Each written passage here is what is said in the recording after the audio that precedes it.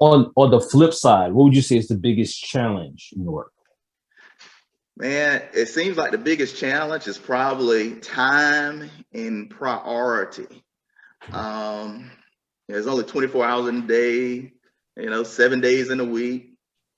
And, really, I wish I could sit down and talk and connect with every individual, but I can't. Um, and so that's probably my biggest challenge, man. I really have a heart for people, but I'm called, administratively to put certain things in place. And I'm called as a father, as a husband, and as a minister. And so basically that time balance, that prioritization is probably the most challenging. And, in many cases, man, you just kind of find yourself, asking God, Lord, help me to be able to accomplish these things and these goals and show me, what we need to be focusing on. And so, that's one of the biggest challenges because everything, seems like a good cause, like, No, that's right. every engagement seems like a good engagement, every person is valuable. But as far as how do you prioritize your time? How do you prioritize your talents? How do you prioritize your resources? Um, you know, and really you're looking at how do you make the greatest impact, but then also you're looking at the voice of God, because what is it that God wants you to focus on that he sees as being important? Um, and so being able to discern those things is probably, our greatest challenge.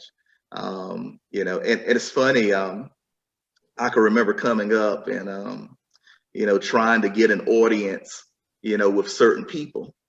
And it would be difficult. I couldn't, get it. And sometimes I'll be disappointed. I'm like, man, they talk about they for the people and, they wouldn't meet with us or they wouldn't help us.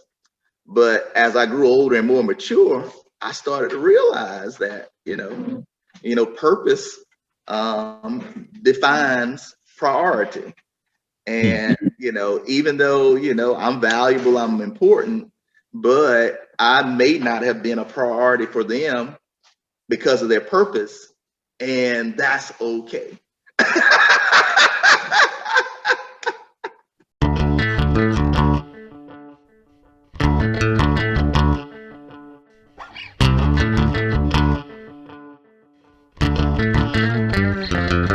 Welcome to the Imagine Exposure Vodcast. We have a very, very special guest. The Imagine Exposure Vodcast is the podcast where our hope is that the next generation will be able to better reverse engineer their career choices through looking at dynamic and diverse professionals.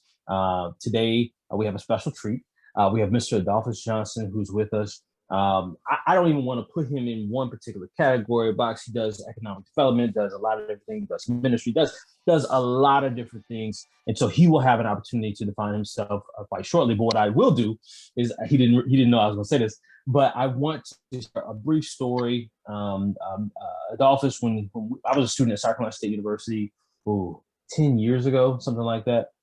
Adolphus was always committed to he and Joseph McLeod. They were always committed to the students, and they would go above and beyond, take us to concerts, do a lot of different things. And I really appreciate what you did there, but also just your vision for economic development and what you're doing in Orangeburg and throughout. And so, welcoming to the program. How you doing, Adolphus? Hey, doing great, man. I appreciate you inviting me onto the show, and it's good to see you on this new platform and being able to disseminate knowledge and wisdom to the world.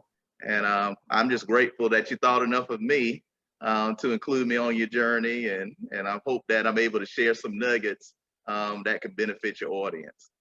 Oh, absolutely, absolutely. I know it will be great. So our first question out the gate is, who are you and how do you define yourself?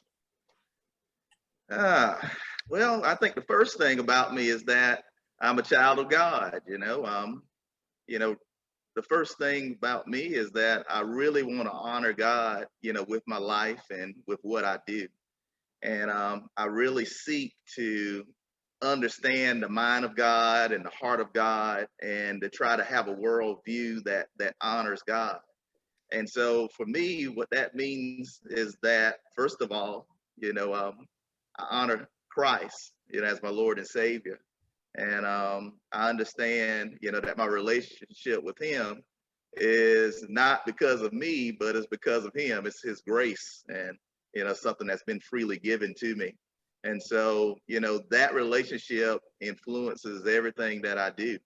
I'm basically, I seek to be an ambassador, to be able to show people, who God is, in a practical way. And so, we may not necessarily, be preaching, to everybody we meet, but we hope that what we do, actually brings God's presence, into that person's situation. And so, that's really what I'm about. I would just define myself as a child of God. I'm also a husband. I'm a father. I'm also a son and a brother. And so, I guess I would define myself in those ways as well. And, ultimately, man, I try to be a good neighbor. And so, but that's kind of how I see myself, the type of person that I am. And Awesome. yeah. And I didn't want to cut you off if you had some others. Well, I could go on forever, but one thing I did want to point out is I feel like I'm a connector. And so, I want to connect people with opportunity. And so, of course, first and foremost, I like to connect people, with God. But in my profession, in my vocation, I connect people with opportunity. And so I help people to accomplish things and to realize things that they may find difficult or challenging in their personal lives. A lot of what I do, it focuses around, economics and housing, but then also on as far as personal and self-development as well. And so, I would classify myself more as a connector, connecting people with opportunity. Absolutely. What is your story as it pertains to work and vocation? What's your story? Say that one more time. What is your story as it pertains to work and vocation? Well, I don't know. I think my story, may have started out in childhood. I could just remember being a kid and wanting to help people. And I can remember being younger, just having a consciousness of God, wanting to know God and know more about Him, and just wanting to be able to help the people around me. I can remember growing up riding the school bus and, just looking out the window as I was going to school and just praying to God that, I would make A's and B's, and I would pray that all my classmates would make the honor roll too. And so, I just kind of grew up, I don't know, with that consciousness. And, whenever, I would have an opportunity like to go to church or to go to vacation Bible school, just that, the word of God just kind of, resonated with me. And then later on in life, it kind of translated into, what do I want to do with my life? And at first, I thought I would probably be like a sociologist or a psychologist, where I could help people, I guess, think better or think healthy or be positive. And so, kind of started out there. I felt like I could, encourage people or influence them, to do the right thing. And so, as I grew older, I can remember in 8th grade, I had the opportunity to take college preparatory English. And I had a teacher by the name of Pat Scholes. And at the time, I was very excited because it was like back when I was in school, we had sections. And so with me being placed in her class, I was like in second section in my school as far as English. And so to me, that was a big accomplishment. But this person, Pat Scholes, she really tried to expose us to a lot of things. One thing that she did expose us to is poetry.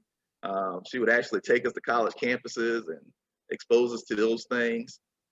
She was our advisor for our academic challenge team, and so that was like the smartest people in our school. And so I had an opportunity to be a part of that group, and she was our advisor. And we would go around to different colleges with those competitions. But maybe the most important thing that she taught us to do was to journal. And every night we would have to go home, look at the news, and journal about that day's events, or at least one thing that happened that day that was featured on the news. And so it really raised my awareness of, the things around me and what was going on. And one thing I can remember is thinking that, hey, money and economics has a lot to do, with the plight of people and the plight of communities. And so, what if I could, generate money and income and, actually have the wealth to where I could actually, change my community or change, other communities like mine. And, so it's around 8th grade where my mindset kind of started turning more towards business. Also around that same time, I was being exposed to so many different things, with hip hop and, so being socially conscious. At that time, we wore African medallions and, the red, yellow, and green inside of the clothing that was being designed. And so, there was a lot of African pride or pride in, being Black at that time. And so that kind of opened my eyes to, doing things, for, people, for my people in particular. And so, that's kind of how my story, just kind of developed.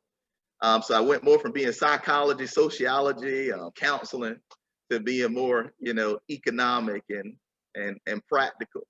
I could also remember, reading about W.E.B. Du Bois and Booker T. Washington, and I sort of gravitated more towards Booker T. And I like the idea of self-help, and I like the idea of empowering yourself and having skills that had value across your society. And so, I had a lot of influences growing up, and, those are just a few nuggets of what kind of got me on the path that I'm on today. Okay. And if you could, our next question is, what would you say is the biggest misconception about your job? I guess more so in terms of America, but what would you say is the biggest misconception? Well, I run a nonprofit organization. I'm the president and CEO of New America Corporation. And so we actually do community development work. We're focused on housing, business development, and education.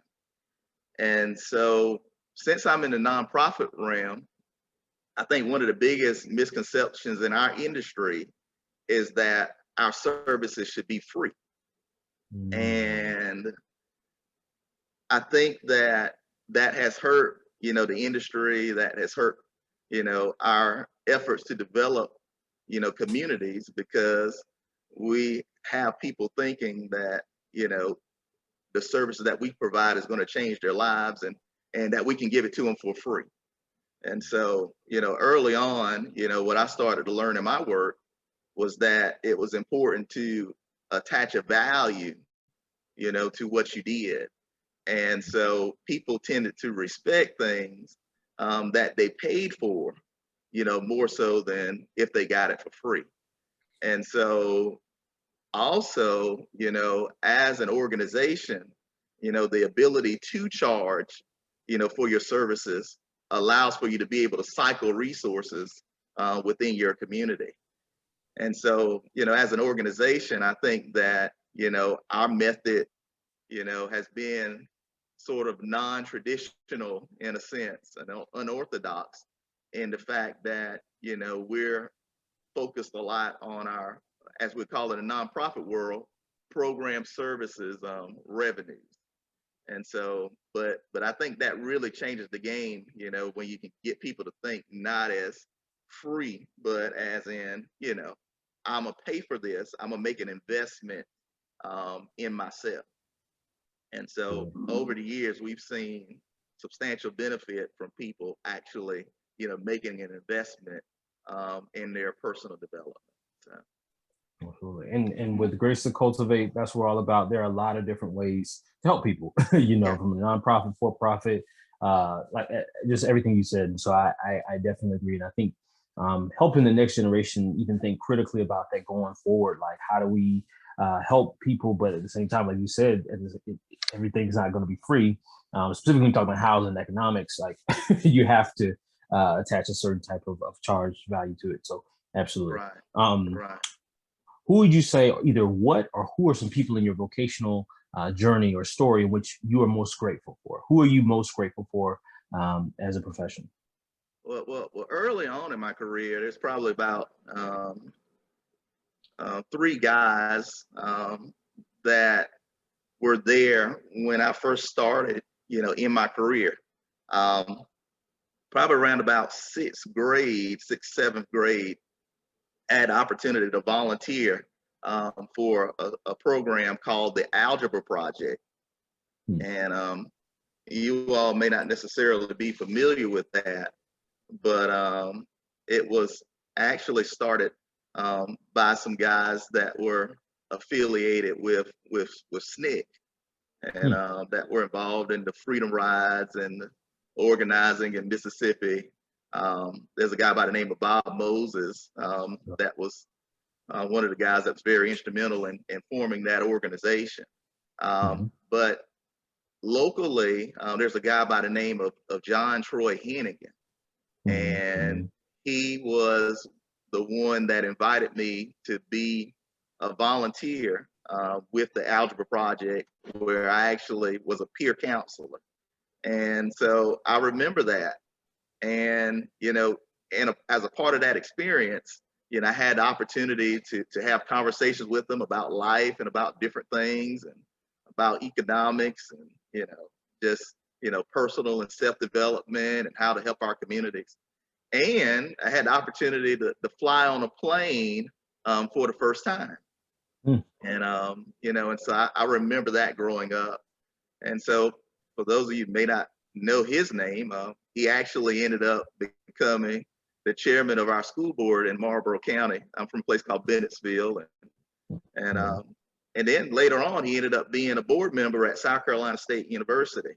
And actually his wife, Patricia Hennigan, actually a state representative, serves at the State House.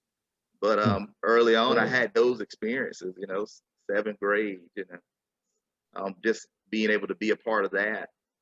Then my first paid job experience was with Healthy Start Teen Life Center. And I was also a peer counselor with that program. And so, I would go around to different sites within Marlboro County and work with young people, help them out with their schoolwork, teach them about different life skills and principles. And with that job, I had the opportunity to work with John Troy Hennigan. So the first person was Ronald Hennigan. The next person was John Troy Hennigan, which was Ronald Hennigan's brother, excuse me.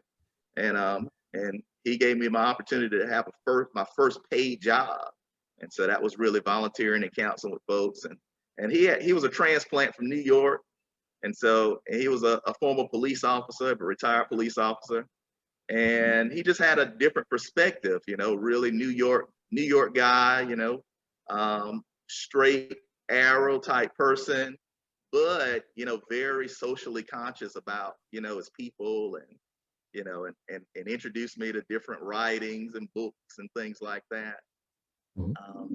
Then the third person was a guy named Reverend Charles Malloy.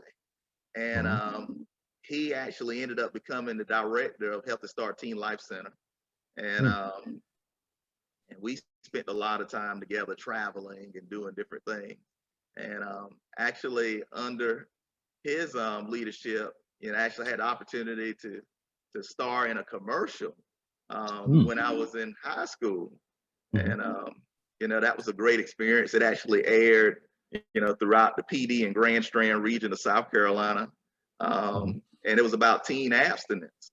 And so, I was very grateful about that. Another thing about Reverend Malloy is he was really into economics and business ownership.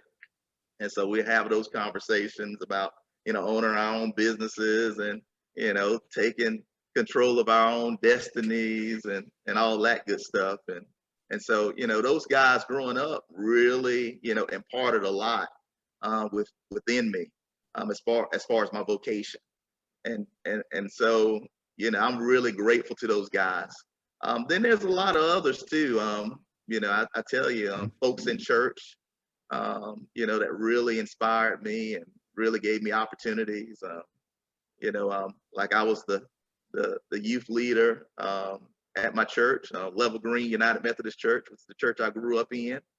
And, also I was a lay speaker growing up in United Methodist Church. And so, my pastors back then, really supportive, youth leaders like Deborah Johnson,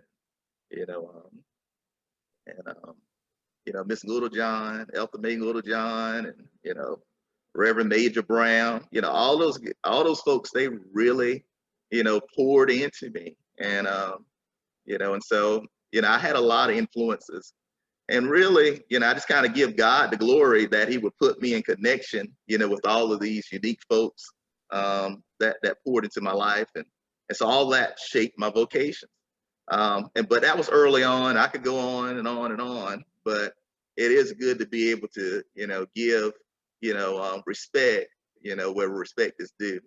And so, those three guys, along with many others, really made a difference in my life. No, and feel free. That's what definitely why I want you on the platform.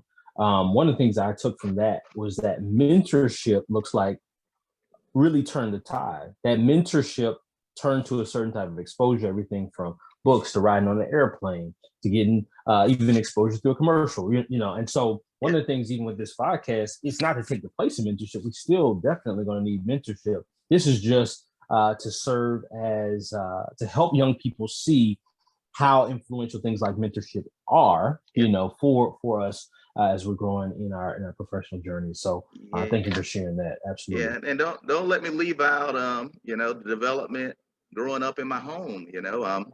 My mom and dad, were probably the most instrumental as far as what I'm doing now.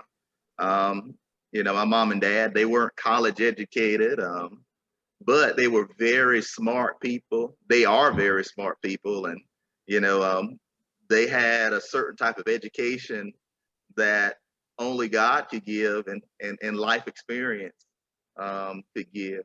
But my father, for instance, used to take me to football games and basketball games, and all the football games and basketball games that I would have. Most of them, almost all of them, he would be at or he would support. But then, I could just talk to my dad about life. Go outside and work, go cut the grass with my dad. My dad, he worked for the city of Bennettsville, and he actually worked in the gas division. And so he was riding around in a truck all day, digging ditches, laying pipe. People had problems in their homes. He would go and investigate those if it was related to gas and correct them. But on the side, he would install gas heaters for people and, do a little handyman work on the side. And so some days he would take me along and go with him. And so I got an opportunity to learn about hard work and learn about the value of having a skill. Absolutely. One thing about my dad is that he always ensured that we had the essentials in life. So we never had to go home and the lights were cut off. Where, we was forced out of our home, and so, my parents, my dad, they were able to buy a home. And so those things were big, and so all of that, showed me how to live. My dad was he was an extrovert. He is an extrovert. He liked to connect with people. He liked to talk to people. He liked to share. He liked to work with older people and help older people out and help people out in the community. And so I think that's kind of, where I kind of got the idea of helping people from. My mother, just really sharp, always stayed on top of us. She knew what path we was going to take or what decision we was going to make even before we made it. And just kind of taught me that, God can give parents a sixth sense in a way in dealing with their kids. Parental authority is something that is important to the Lord. And so as parents seek to train their children in the way they should go, God actually empowers parents, to be able to guide their children and gives parents insight, if they choose to pursue that in faith. And so, just growing up, just seeing my parents and what they were able to accomplish. Also just seeing their trials, and seeing the things that, were tough and challenging, really, made me into the person that I am today too.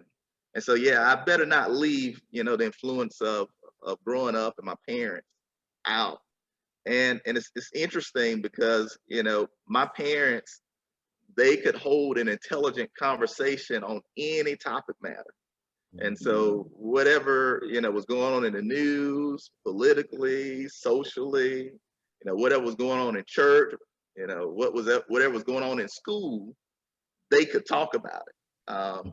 Even though they may not have necessarily had the formal education, but they could connect with you in meaningful ways. I could think about my mother. She didn't go to college, but she was valedictorian of her middle school. Wow. And as she grew older, she ended up, in high school, she ended up getting pregnant. And so that kind of limited her, abilities to move further in her formal education. But, she inspired us. And the thing is that, super smart. And she was gonna do everything she could for us, her children, not to make the same mistakes that she did. And so it's just, so my parents were really, really solid people, man. And, I really do have to, give them a substantial amount of honor. And to be quite honest with you, I think that a lot of the people in my community, wanted to connect with me in a greater way, probably because of my parents and the influence, that they had in the community and in my personal life. It's funny, I used to talk about the job that I got and the jobs that I got, and for a long time I felt like, well, I earned this. But really, it was an extension of the favor that my parents had in many cases. And so that opened doors for me as well, in my local community. And so, sometimes, as parents, we may not necessarily, understand how important our role is, but, just treat people right, doing things to help others, it also makes it easier and better for your children. Not just, as far as a mentorship side, but also just as far as your child's relationships within that community.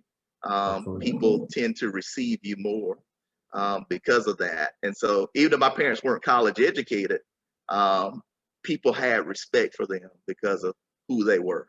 And so that's something I could remember growing up with as well. And we weren't rich, we weren't poor, like super poor, but just hardworking people. Mama was a textile worker, and and so, but all four of their children went to college, graduated from college, got four-year degrees from South Carolina State University, South Carolina State University. So yeah, but that's just a testament to my parents and their hard work and their faith. Absolutely, and having a legacy of integrity, a legacy of character. Oh my goodness, I think about my own parents, very similar in that regard. Something you said that I thought was really profound. So one thing I also want to highlight with this Imagine Exposure, what we do, I think that, and it's a recurring theme we're going to learn as much from people who did not go to college as we did for those who did. And so that's a big part of it too. How do we encourage men and women, wherever your vocational journey may lead you, to just have a sense of honor and integrity wherever you're moving? And as you said, I mean, just the way that they have developed and influenced your life, and even in their own life is a testament to, I believe, God's grace, and also just favor, and also that character and integrity that you talked about. Transitioning to our next question, kind of tying into some things you already talked about, but I'd like to just have it just for the sake of posterity. How did your childhood passions as a kid prepare you for your adult career choice? You talked about the development of people and parents, but what would you say are the things that you were passionate about that you can kind of see now in your adult version? Yeah. I became passionate about, enterprise, economics, entrepreneurship. And, even, there's a lot of influences growing up. But, what became a passion for me was business ownership. And so, I can remember in high school thinking that, hey, I'm gonna be a business owner. I'm gonna operate a business.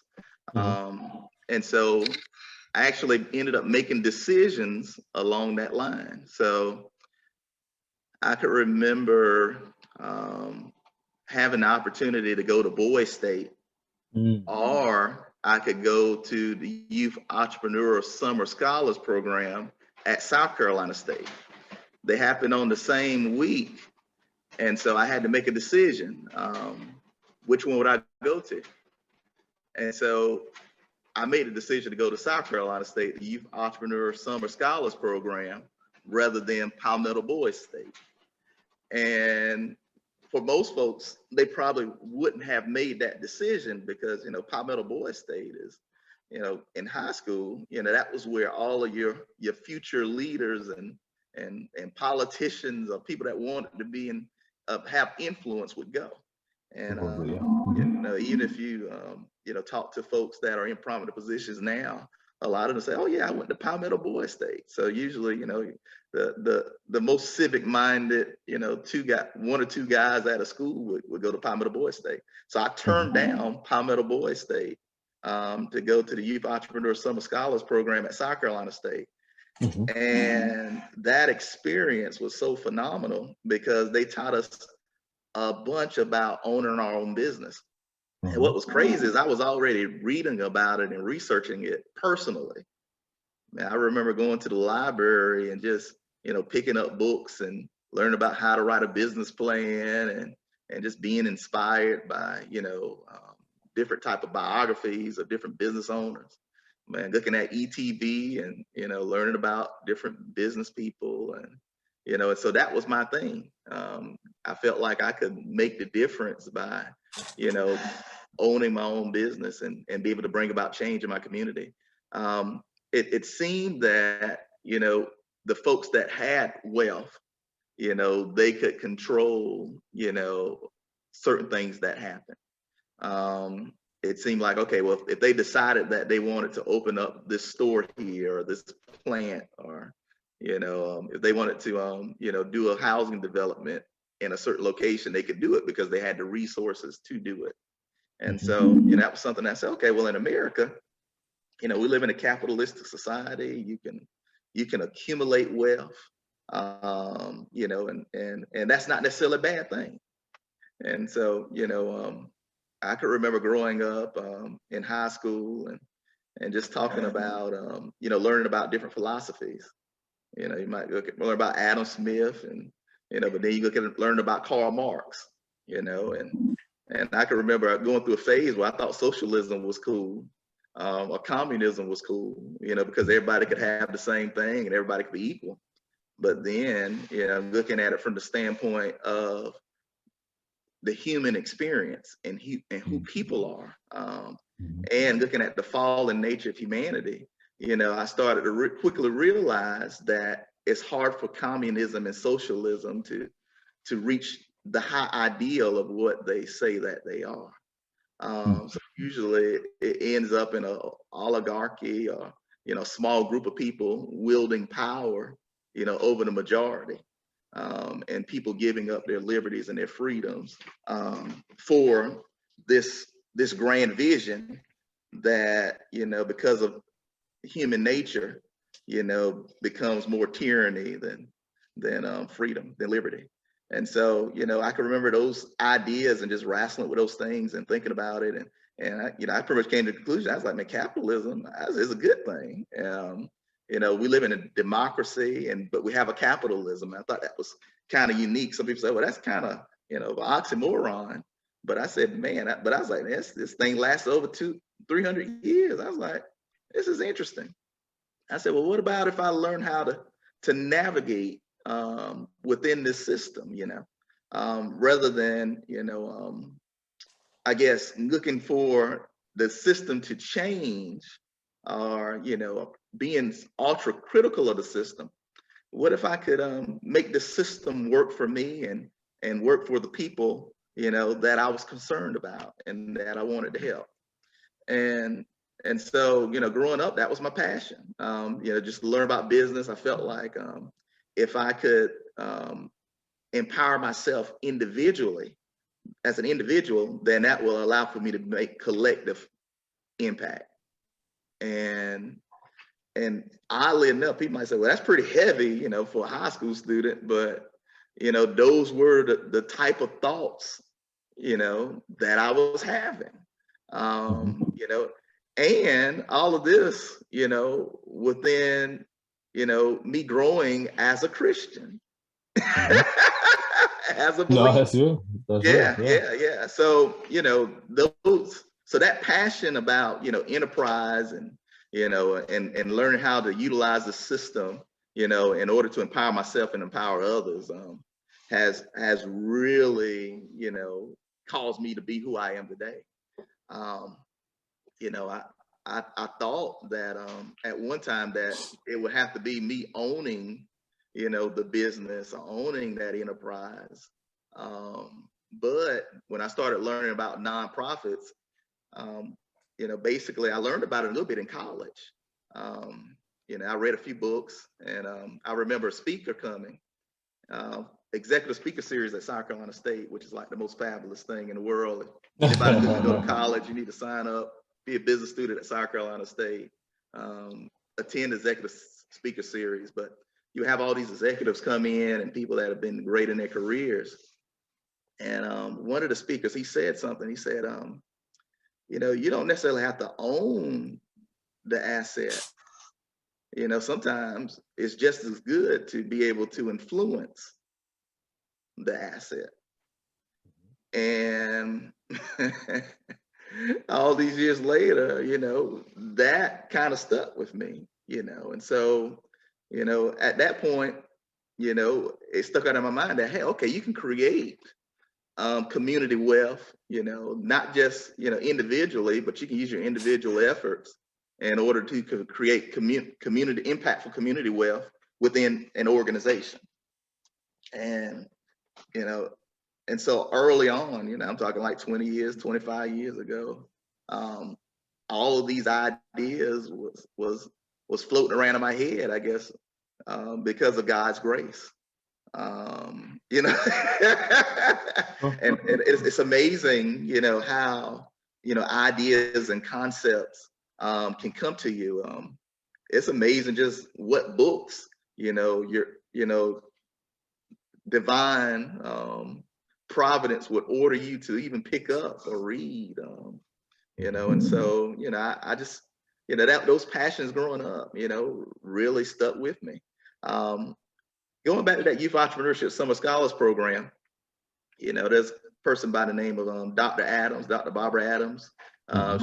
She's the dean of the College of Business at South Carolina State at this time, and then also there's a guy by the name of Woodrow James, who I didn't know previously, but Woody James, I found out later that he was my cousin. And I was like, wow. But come to find out, my grandmother, And I think his grandfather were sisters and brothers. And I was like, you know, so that amazed me. But anyway, those they actually had a program where they taught us about business, but at the end of it, we actually started our own business. We wrote business plans and we started our own businesses, and we operated those businesses on the campus. And we had a competition, so we brought products from a wholesaler, and we decided, you know, how we were going to market our businesses on the college campus at South Carolina State. And you know, also we presented our business plans in front of the president.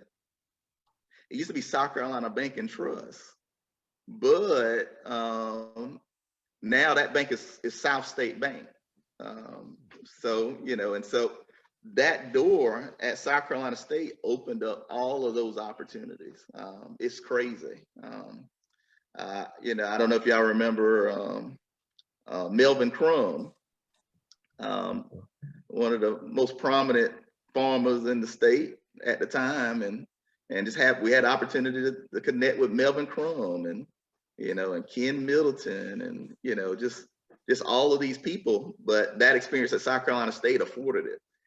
And I don't know how in the world they was able to cram that into like a week or two of training, but it worked.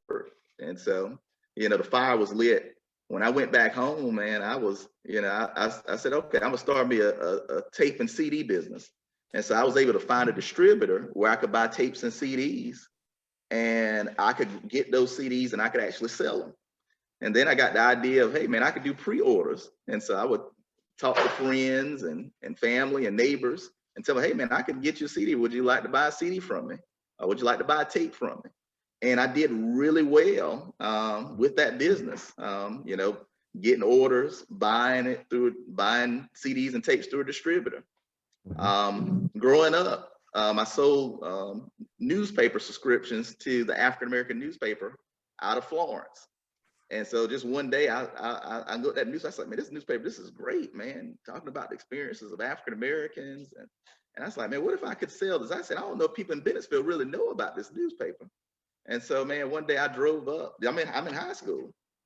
I drove up to Florence. Well, I called up there and I asked him, I said, can we meet? I would like to sell subscriptions for you.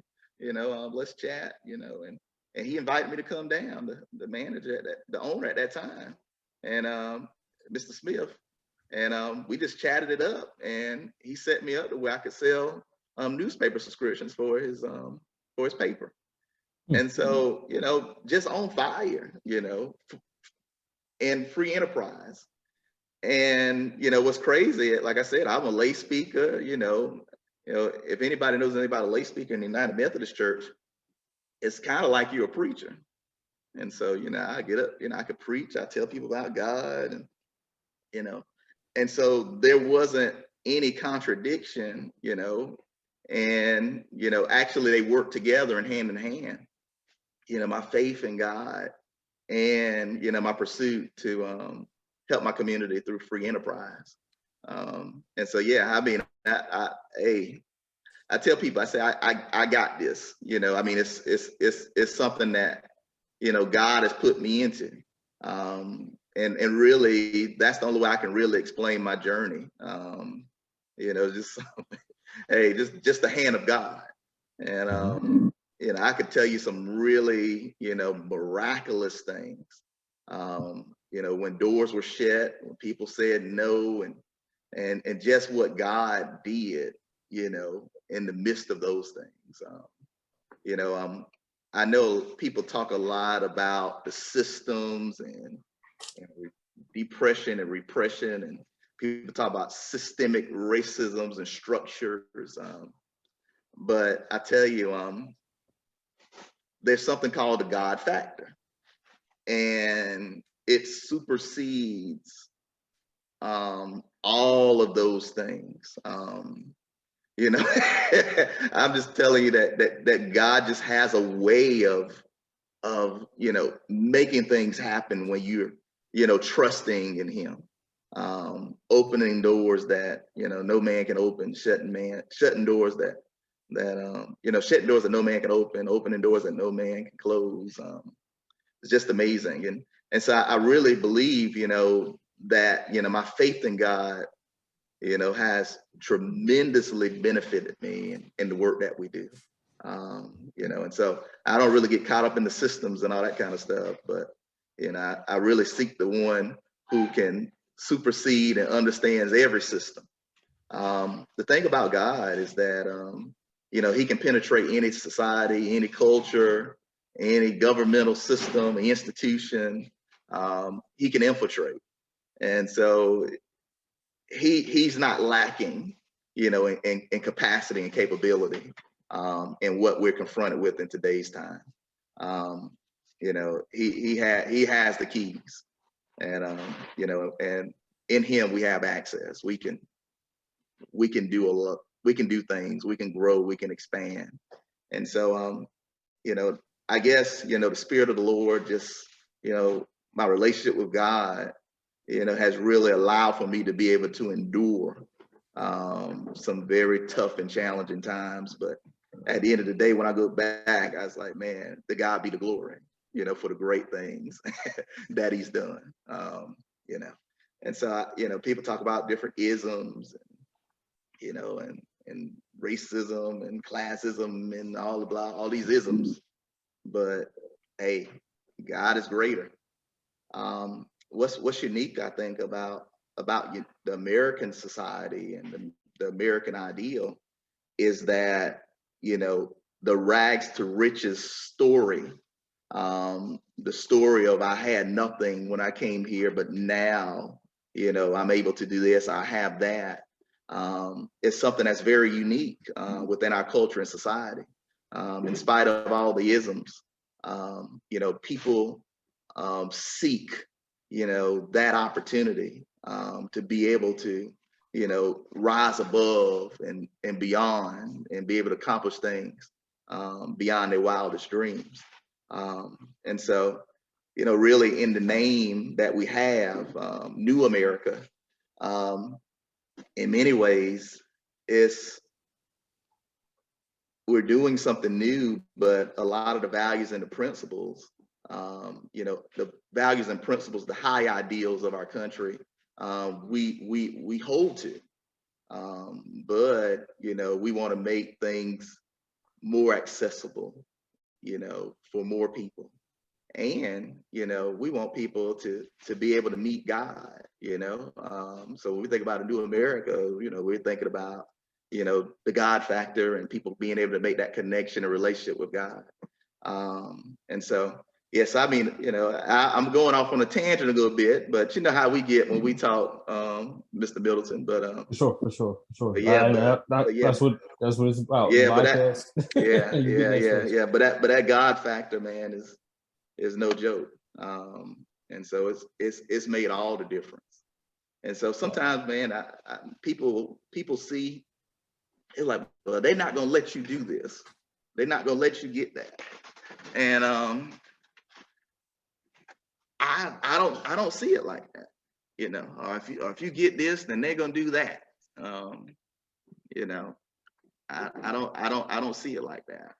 I mean, yeah, they could, but if God be for me, who can be against me? And hey, and the thing is, if God wants me to move on, then I mean, he could do that, But if he wants me to be here and he wants me to stand for him, then, hey, he has the capabilities of empowering me to do whatever, needs to be done. And so, my success is not in the hands of the people, all the isms and societies and the racism and all that kind of stuff. My success is in his hands. And so, at the end of the day, he knows how to make things happen. It's funny, one scripture that stands out to me is, I think may have been in James, where it talks about, if you lack wisdom, you can ask God for it and he'll freely give it. And I can remember growing up and just all throughout my life, just realizing that, hey, man, I can ask God for wisdom and he'll give it. So, sometimes you can be like, oh, well, I don't have this, or I don't know that, or, I didn't go to this school or what have you. But, we have this wonderful promise that we can ask God, and for wisdom, he'll provide it. And so, as a believer, we're not lacking. Another thing too is that you start to realize that the struggle, is not necessarily, all about race. Our real struggle is the struggle to overcome sin and the enemy. And because of that struggle, it shows forth within our society in many different ways. But the ultimate struggle is with sin. And so one thing I'm aware of is to try to keep that in mind, is to make sure that you have a biblical worldview that's grounded in scripture and grounded in the spirit of the Lord. And so the thing is, the struggle with sin is something that every individual is confronted with in this world. And so, in evangelism, one principle that we're taught is that, every person has a God-sized void in their heart, so whether you're black or white, Asian, what have you, only God, only Christ can fill that void. And so there's a commonality of struggle within all of humanity.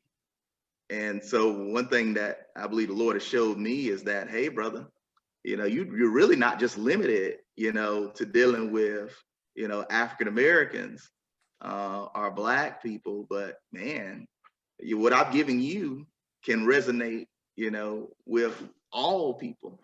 And really, let me show you, the glory that I can, display. And so with our organization, I mean, we're here to help, our communities and African Americans, but, if there's anybody of any other race, that needs help, that's an opportunity for us to dispense God's glory as well. And the more I engage folks from different cultures and different backgrounds, you start to understand that there's commonality of struggle. Some of the things that we think that only we dealing with, you find out that they're dealing with too. Everybody feel like they're getting slighted. Everybody feel like, they're being restricted, or somebody didn't let them get this or that, or, people been mistreated. It's common around the world and throughout world history, that there's a struggle. Some of it's perceived, some of it's actual, but it's there. And so, as people of God, as the kingdom, we got work to do, and our work is nowhere near done. And when I think about us as an organization, wherever there's people that's struggling, we're here to help. And so it's funny, I've been invited into some rooms that, I wouldn't have thought I would be invited in. And then there were some rooms that I thought I would be invited in that I wasn't. It's amazing, just the people that, call and connect with us, about how to do things and how are we able to make the impacts that we are. But I mean, and it's not just us. But the thing is, I mean, that God factor, you got something great.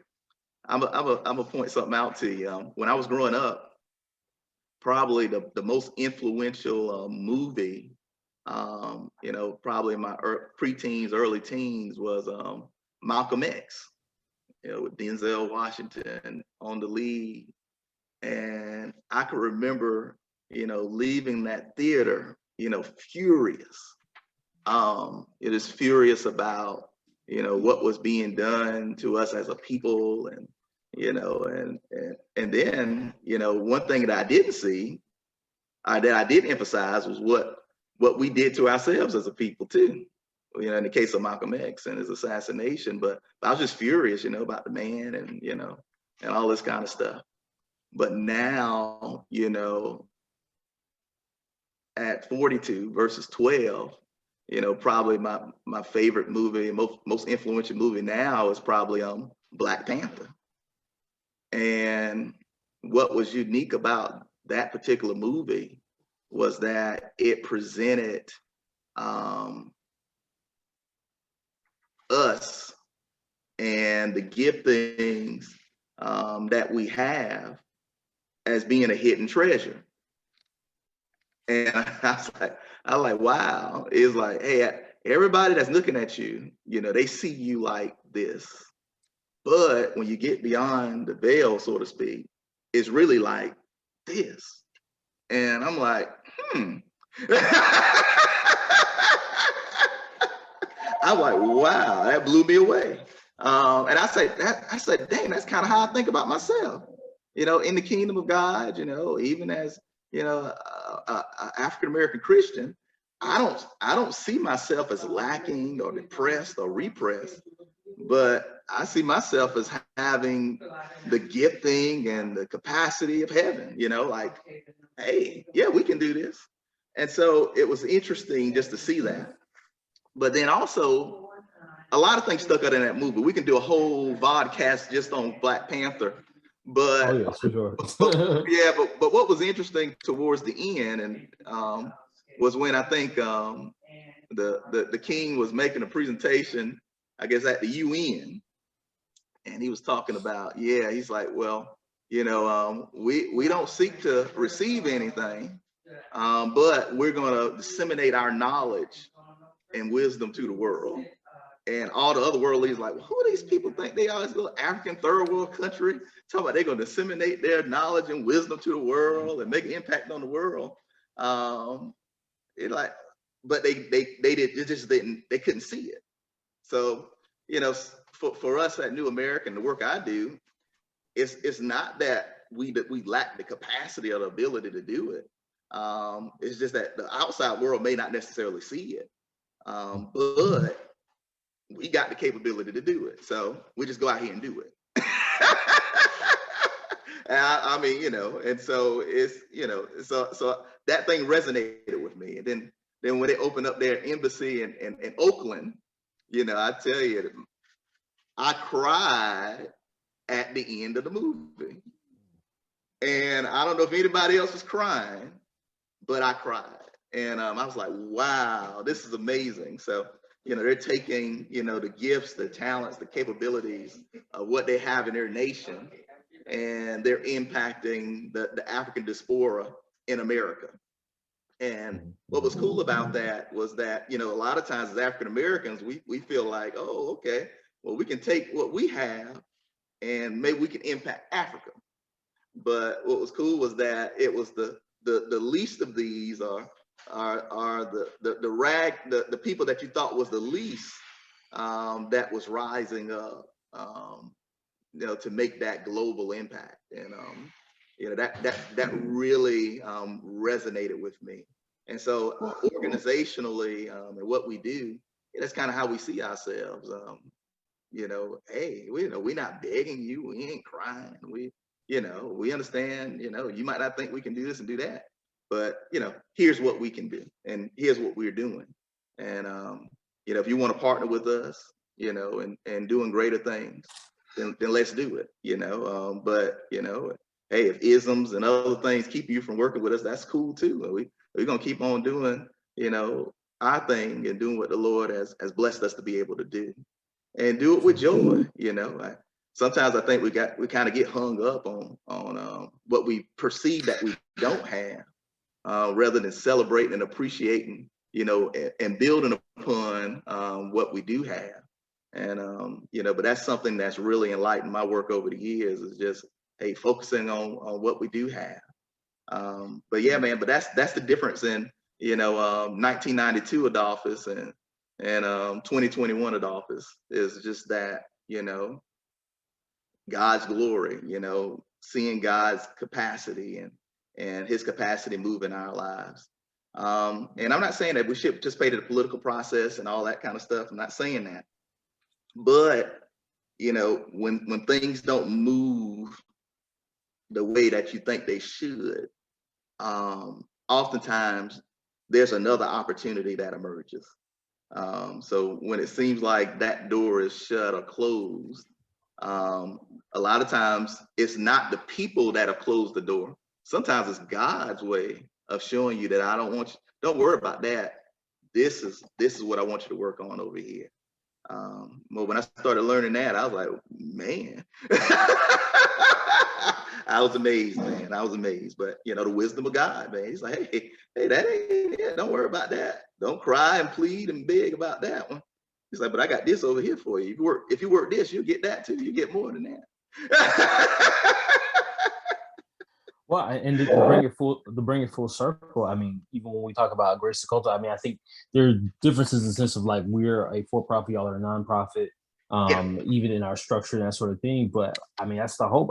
My thing is, I think that the Triune God has given us much, and from what He has given us and what others have invested, our families, etc., we can build from that. And so, Grace to Cultivate is kind of like that thing. Like you, we're clear on. While there are cultural challenges, things like podcasts are conduits to be able to connect with whoever, right? And so that's one of the reasons why we do this, is so that, you know, if a kid is in Oakland, a kid is in Africa, a kid is in England, if a kid is in Australia, wherever they are, they can look at this and go, hey, I can build from that, I can learn from that. And I don't have to get bogged down in the milieu of what is status quo. And so, as we transition back to our questions, how would you explain what you do as a professional in one sentence, and how would you explain what you do as a professional in one word? I guess I would say that as a professional, you know, I connect people with opportunity. And you know, in one word, I would say opportunity.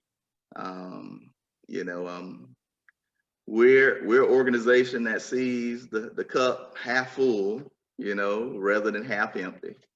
And you know, we're also the organization that you know, uses what we have, you know, to get what we want. Or get to a higher level, another place. And so, but opportunity is really what we're all about. People come to us with personal challenges or community challenges, you know, whether it's connected with housing or economics, and we present them with opportunity. And so, you know, sometimes it's a matter of education. And so we're showing them, you know, the opportunity that they may not necessarily see or understand. So, like for instance, you know, you may want to buy a house.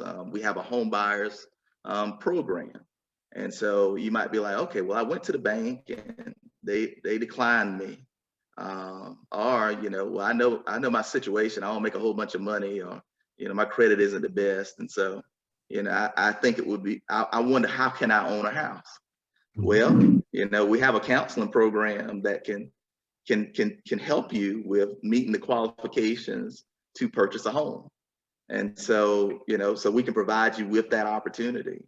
You know, take it another step further, you know, we're involved in lending. And so, you know, we package loans for a federal agency, and so we can actually, in a sense, provide the financing for you to purchase that home. So we can get you a position financially. You know, we can give you that knowledge that you need in order to improve your situation, or you know, pay off certain debts, create budgets and keep your budget. We can provide those things, but then we can also provide you with the financing. But then also we can build your house for you. We can construct that house for you. And so, you know, we can be an answer. You know, we can provide you with opportunity, you know, in the midst of your challenges. And so some people we might work with, when they first walk in the door, we can help them, you know, and get them financed and moving. But then some people, it might be a year, it might be 2 years, might be 3 years. But, you know, in most cases, you know, 90% of the time, we can actually come up with a plan to help that person get into a house. And so, yeah, we're opportunity, conduit to opportunity. We can see things could be available to you, but you just don't really understand how to access it. And so we can make that apparent to you so that you can move forward in action with the plan. And so, that's what we're about, man. We're about opportunity, and that's just in one light. But but housing is a big focus of our organization, and so that's just one way that we help connect people with opportunity. Sure. What would you say, Adolphus, that you love the most about your job? Man, I enjoy seeing people's prayers answered. What I've come to realize is that people are asking God to help them with things, and some way they find themselves working with us in a lot of cases, and so it's like, hey, I want a better place for my children to live, or my house is torn up and I'm trying to figure out how I can get a new place, or the Lord has really put it in my heart to start this business and I need some insight on how to get that going. And so I just enjoy, seeing, prayers being answered, and seeing God's glory being displayed. That's the most valuable, part, of my job. And just understanding that, we're the conduit for a lot of these things to happen, but really, it's God's decision, to utilize an organization like us to bring about that type of change. And, I'm just excited to be a part of, his work, I guess, so to speak, to make those things happen. For sure. On the flip side, what would you say is the biggest challenge in your work? Man, it seems like the biggest challenge is probably time and priority. There's only 24 hours in a day, 7 days in a week. And, really, I wish I could sit down and talk and connect with every individual, but I can't. And so that's probably my biggest challenge, man. I really have a heart for people, but, I'm called, administratively to put certain things in place. And I'm called as a father, as a husband, and as a minister. And so basically that time balance, that prioritization is probably the most challenging. And, in many cases, man, you just kind of find yourself, asking God, Lord, help me to be able to accomplish these things and these goals, and show me, what we need to be focusing on. And so, that's one of the biggest challenges, because everything, seems like a good cause, like, No, every engagement seems like a good engagement, every person is valuable. But as far as how do you prioritize your time? How do you prioritize your talent? How do you prioritize your resources? And really you're looking at how do you make the greatest impact, but then also you're looking at the voice of God, because what is it that God wants you to focus on, that he sees as being important? And so being able to discern those things is probably, our greatest challenge.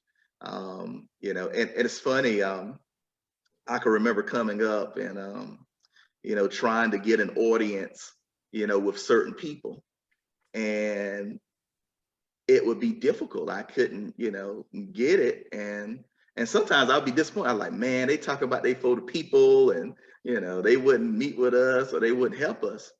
But as I grew older and more mature, I started to realize that, purpose defines priority.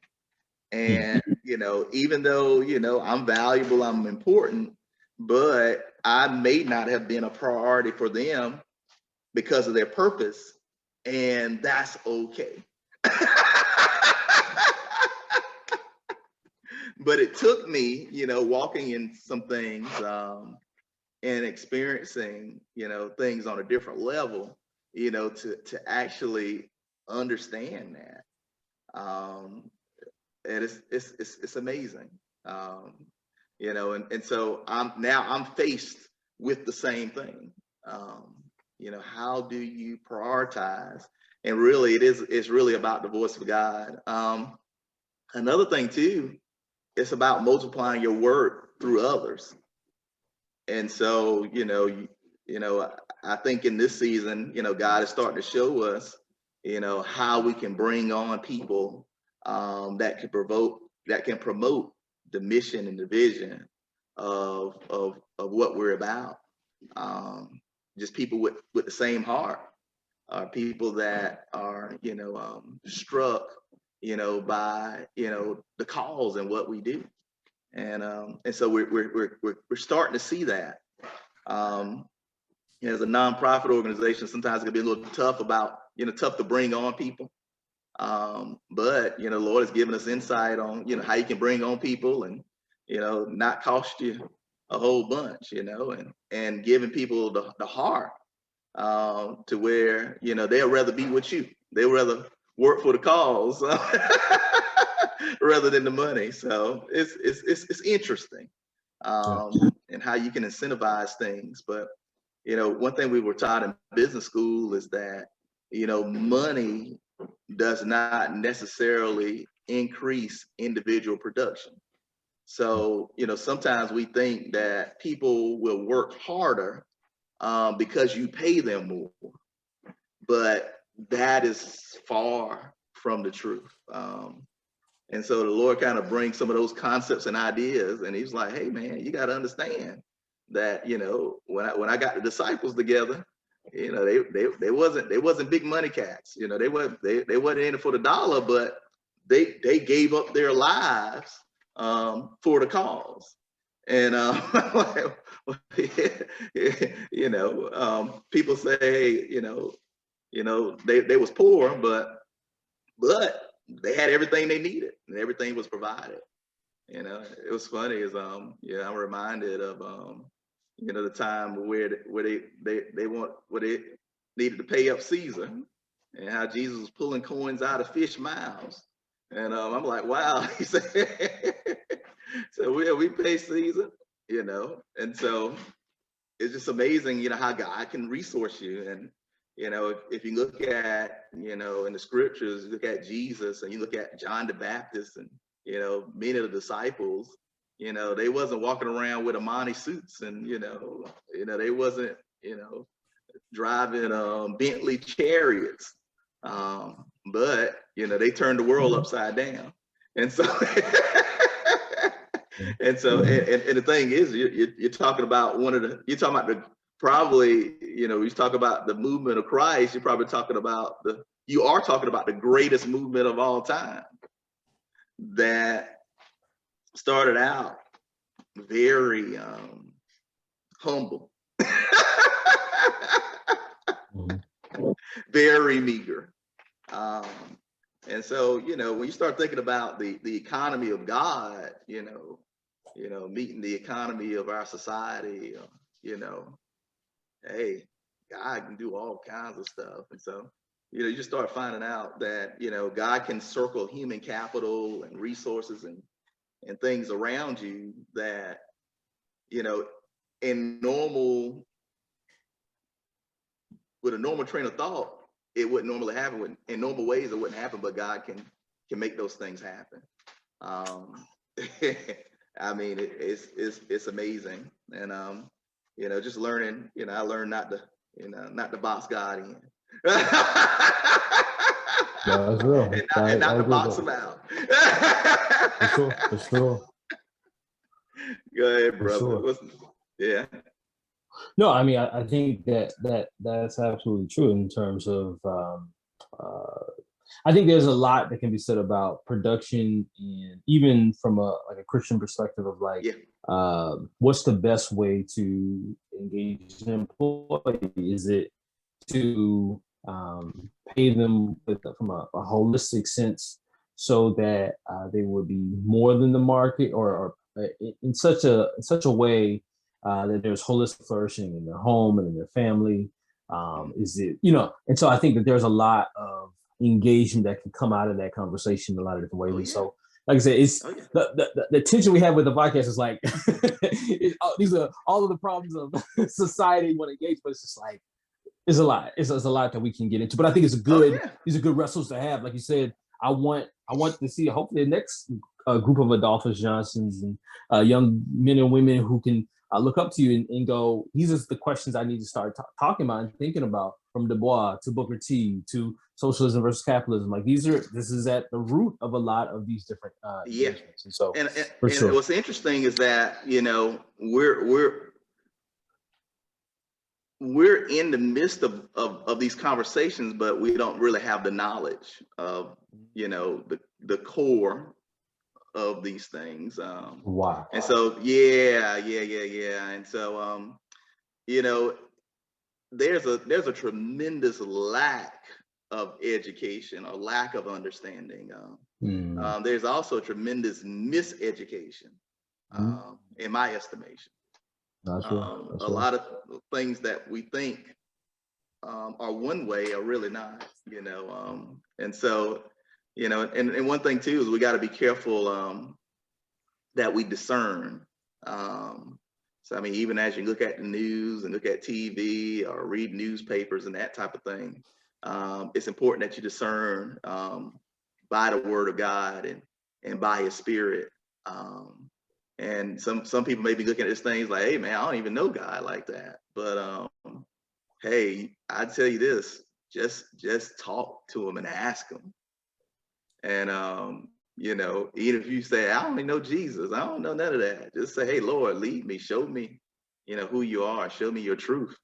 And may you be surprised, how God would just meet you, and just because you ask and got a sincere heart and want to know, how to do things according to His will and His way. So, but there's a lot of misinformation out here. There's a lot of depression, there's a lot of angst and anxiety, but it's part of us, to bring light. And one thing is too, for the believer, for those who do know God, to transfer, the wisdom of heaven, here on earth. And so now that might put us at odds with a lot of folk, we might not get invited to the dinner party or something, but that's our job, And so, and the cool thing is that we're promised the eternal kingdom with Him. So, sometimes you got to take them licks, but sometimes you got to bear that cross, and so for sure. That's our work. But I tell you, it's grace for it all. It's grace for that. So it's funny. I can remember growing up when I tell people, I say when I was taught the faith, I wasn't taught it like folks today. They start out with God's grace and God loves you and all that kind of stuff. Man, when I started out in the faith, we learned about God's wrath. We learned about don't play with God. Keep His commandments. Or there's consequences to your actions. And so when we progressed in Revelation to learn about grace, we received it in a different way. It wasn't something that was cheap. It was like, wow.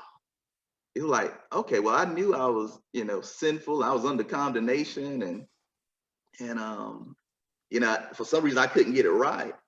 But when I learned that Christ died for my sins, like He knew you couldn't get it right, but He took the penalty for my sins so that I could walk free and so that I could be considered righteous in the sight of God and have a relationship with God in spite of me. It was an amazing thing. And, we was taught, hey, don't get entangled in the bondage of sin again, since you've been set free from sin. And so, we strive, to walk, in righteousness, reflecting, the character of God and showing our gratefulness, for the grace of God. And so, but yeah, that was kind of how we was taught, so we grew up in the hard knocks. And the thing is, we was taught that, you would bear a cross, and that the world will hate you, may hate you, will hate you, and and that they hated Jesus. And so yeah, they'll hate you. They might not like you. And that comes with the territory of being a believer. But today I don't know if folks, even Christians nowadays quite realize that, being in the faith can be quite countercultural. Sure. So you might not fit within the social group or the political party, as cleanly as you might like.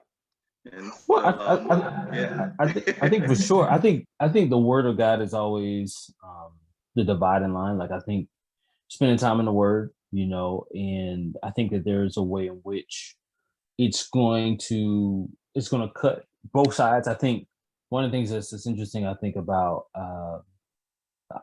and granted, a lot of people have different interpretations, things like that. I think it's going to cut the liberal verse, and it's going to cut the conservative, in the sense of, like, it's going to cut everyone, because there's just a way in which, in our human experience, we have a tendency of superimposing ourselves into the text in a lot of ways. And so it's like, everybody's claiming the text. Absolutely. And so it's just one of those things that I think that, how do we remain sober minded? How do we put God first? And how do we forge ahead? How do we forge ahead? But the thing is, we're supposed to be the salt and light. And so it's so important, that we let the word, define itself, let the Spirit of God speak through his word. Like you said, rather than superimposing ourselves in the scriptures and this is what this means, and it's associated with my situation, Absolutely. Yeah, in that way. But I tell you, I can remember coming up, studying the scriptures and just taking a tremendous amount of time and discipline reading scripture and trying to allow the scripture to define itself. And so what I mean is, letting the characters, letting the narratives emerge, from the scriptures, rather than me, cutting and pasting and making it mean what I wanted it to mean. And I can remember spending hours upon days and weeks and years, in the scriptures, allowing the scriptures to speak, to me, contextually, and then understanding within its context what it means to me now. For sure. And what it means in my current situation. But yeah, I think for a lot of us, man, we'll cut and paste scriptures, we make speeches, because of our emotions and our feelings surrounding certain things, that we automatically think that, hey, well, the scripture is in line with my feelings and emotions concerning certain topic matters, where in actuality, it may not be. I think in today's society too, I think that we have a lot more debate rather than truth seeking. So I think that, people are trying to win the argument rather than seeking truth. So I'm trying to win the argument for my party or for my group or for my crew or people that I'm affiliated with or that I'm connecting with emotionally, rather than actually seeking truth. And it's hurting us. I also think too that people that know certain truths, they're reluctant to speak because they're not willing to put themselves out there to possibly pay a price for saying certain things. And so, but God always has a remnant. But there oftentimes there is a price for standing up for God. But now I will say this too.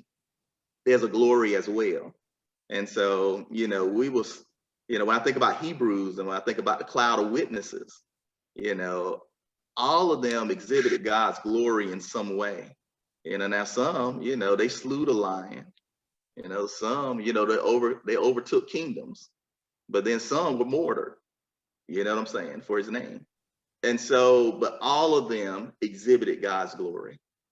And it's amazing, growing up, just being exposed to those scriptures, through the impact movement and Campus Crusade for Christ, just being exposed to that. Is that, hey, but for God's glory and for his will and for the sake of others and the world, the people that God cares so much about, that you have to be willing to sacrifice yourself for the sake of others. It's the Christ way. And some of us, we think that, oh, okay, well, I'm going to be so successful and I'm gonna have this car and this house and I'm gonna have 2.5 kids and, this is it, But for those who are called, there is a sacrifice, there is a cost. But it's cool because it's worth it. And God gives you a grace to be able to pay that price gladly. And I thought that was crazy. I used to have so much struggle, sometimes reading those verses. And but God was like, hey, my grace sufficient. I got you. And so, I'm learning every day, just about the providence of God, and the presence of God is that, hey, he got you. It's important too that, even though, we're involved in economics and all that kind of stuff, but, none of us can take that with us. And so really for us as an organization, for me individually, I deal in economics, but really I'm trying to lead people into eternity, in an eternal relationship, things that last eternally. And so, even if, we're just dealing with you buying a house, you might hear us talk about the Lord, might hear us talk about praying. If you go to our website, you might see something about God, but you will. And, that's what we're seeking to do. And so, but yeah, I understand that, material things, they can only take you so far. But I do understand that we serve a God that connects with us where we are. And so he can give you material things and grant you things, but ultimately what he's after is having that relationship with you and giving you his eternal treasure. And so, in my conversation with you today, when I talk about the God factor, it's more about God than it is about the numbers. It's more about God than it is about the dollars. It's more about his glory and the display of his power and the testimony than it is about the numbers. We can quote the numbers, we can talk the numbers. I'm good at it. You know what I'm saying? But it's really more about God's purposes being fulfilled. And the thing is, we know that economically, God can ride economics. He can ride those things, but then he can ride poverty too. He can ride, God can ride it. God can ride it all. He can ride it. He can ride it. He can roll. He can. I think it was Rick Warren. He said God creates the waves. He said, I'm just riding on it. We talk purpose-driven life. He talks about that. God can make the wave. And so no matter what culture, what place, God can make that wave in different ways. We're dealing in economics and housing and those types of things. That's just one way God can make a wave, but there's so many ways. And one thing too is that, my heart is to let people know, that your value is not based on what you have materially. Who we are and our character and is not based on that. Money can only take you for so far. I think about, folks like Steve Jobs, founder of Apple, billionaire, died in his 50s. He's gone. You know what I'm saying? Tried all kinds of stuff so he could stay. Probably would have gave up all his wealth so he could stay a little longer, But you can't take that with you. You know, I think about Sam Walton. I mean, you know, he lived to be an old man, but you know, I mean, I'm pretty sure, you know, he couldn't pay to stay. You see what I'm saying? And so there's certain things that money and material things cannot get you. And and so, you know, so sometimes we get so hung up, you know, we talking about disparities and so got this and we got that and they're holding us back and all that kind of stuff. Man, that stuff don't matter. You know, sometimes we look at our ancestors and we're like, man, they just you know, they didn't understand, or you know, they were so caught up in a certain way of a certain mindset that they didn't advance in these ways and do that and blah blah blah. But really, you know, our ancestors were really wealthy, you know, and so they understood what really mattered. Whereas with us, you know, I don't know if we do. And I'm speaking generally, you know, the ability to trust God and to depend on Him and to worship Him and to praise Him and to experience joy in the midst of a great trial and challenge. Sure. Yeah, amazing. You know, I think that, you know, we've gotten further away from those things. Some of us, we would even say that the faith held us down. The Bible and the teachings of Scripture held us back. But you know, really, that's not true. The truth of the matter is that, you know, the Word of God is timeless, and it's beyond. You know, it deals with the material realm, but the principles that's being taught is beyond the material realm. And so, yeah. So the thing is, if you don't get the main thing, you know, all the other stuff, it don't really matter.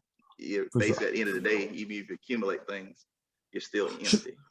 Sure, absolutely. I think that one of kind of general critique, even within Christian circles, I think isn't only, like you said, the teaching of the word, it's teaching outside of context, finding parts that are outside of context in order to say, for example, worst case scenario for a slave, you know, let's find this particular, without the hermeneutic to break it down as to, okay, right. You see what I'm saying? So I think that type of critique, you know, is fair, but I think when people are saying that Christianity in general is off, or you know, I don't agree with that, but I think that there are certain times where slave masters, for instance, use specific text or like you said, copy and paste specific parts of the text outside of the text in order to keep slaves at a certain point, you know, that sort of thing. So I think and it's interesting, but then there's a lot more to unpack there too. For sure. Yeah, it's a lot more to unpack. But yeah, and I'll tell you what, hey, sometimes God and His people have you doing some things that you would think is crazy. Like you're like, that's stupid. You know, like you look at the book of Philemon, you know, if you read it on the surface and you look at it in the natural and in our flesh and what's going on currently, you'd be like, what? Paul told him to go back. And so, and I can remember coming up, I was like, man, I was like, what? I said, that's weird. But because of my relationship with God, and how far He brought me, you know, I didn't abandon the word because it said something that didn't agree with my feelings or my perspectives at the time. And so I thank God for that, you know, to be able to ask. And I said, okay, well, Lord, show me this thing. Show me how this works, or show me what's going on here. And the Lord showed me. And so, you know, now it wasn't necessarily the way that I thought, but He showed me His ways. So like, for instance, just to make a long story short, with Philemon, you know, hey man, fellow, he ran away a slave. But when he got sent back to serve, he really went back as a brother. Absolutely. And so as a brother in Christ. And so really that subverted the institution of slavery. I agree. Some people are like, oh, he should have went back with a sword or something, or he should have ran and never came back. But God saw it in his providence to send the man back. Now, in our current time frame, we be like, that's crazy. No, the white man wrote this. But in actuality, nah, that's not what it is. And so, but you have to allow the Lord to show you, what's going on and what's happening. But it's amazing, but like I said, I just spent hours, days, years, allowing scripture, to define itself. And sometimes it may say some things that I don't necessarily like at this point, as far as where I might be, or my current society, or things that's going on and my feelings. But when I start looking at it, I'm like, wow, I was like, that's pretty interesting. That's pretty phenomenal. Even if we look at the tearing down of slavery, in Europe and then later in America, the faith played a major role in that. You look at folks like Wilberforce. These cats, man, they was in the scriptures. For sure. Yeah. So the narratives, and the way these things worked is not necessarily the way that our current day's activists would like to see it. Oh no, not at all. But our current activists, but for sure. But this stuff worked, and God worked, and I think it's also important for us to understand too and celebrate how God has worked throughout history, even with the institution of slavery and even with race. When you look back on it, you're like, God is amazing. Now now we think about slavery just in our time in the last 300 years or whatever, but man, slavery has been around a long time, institution all over the world. In some places of the world, you still got it, unfortunately. But yeah, white folks in America ain't the first people to have slaves. There's a long history, and we have a broader conversation even about those things. Absolutely. Yeah. And there's been worse things in human history than American slavery. Now for us, it's hard for us to say that, but there's been some terrible things. Okay. Yeah. So if you start comparing and that type of thing. No, for sure. But it's kind of like, let's say, for example, if you go to an established job, right, and you start talking about what kind of shop?